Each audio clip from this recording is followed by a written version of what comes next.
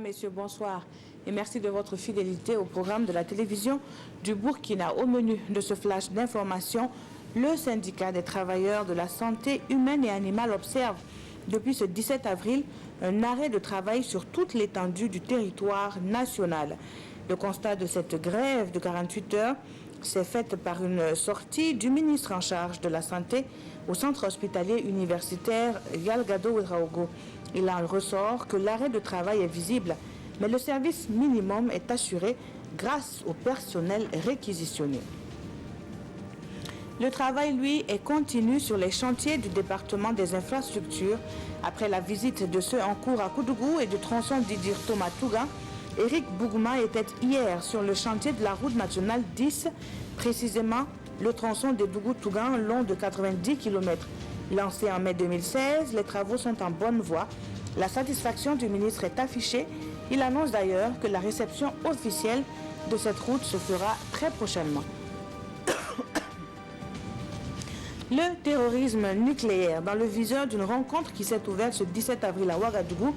Les participants sont membres du Forum des autorités en charge de la sûreté et de la sécurité nucléaire des pays du G5 Sahel et du Sénégal. Face à la menace terroriste omniprésente avec son lot de tensions et de deuil, ce forum a été créé en 2018 pour conjuguer les efforts. La rencontre de Ouagadougou va également se pencher sur l'élaboration d'un régime de sécurité nucléaire commun aux pays du G5 Sahel et au Sénégal.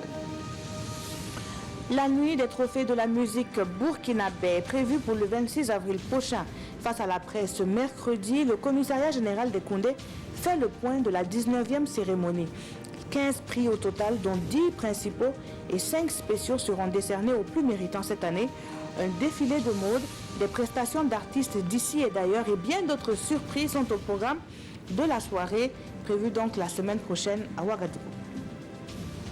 Le Parlement égyptien a voté sans surprise un projet de réforme constitutionnelle qui permettrait au maréchal à la retraite de se présenter pour un troisième mandat à 2024. Le peuple est appelé à approuver ou non ce texte par référendum.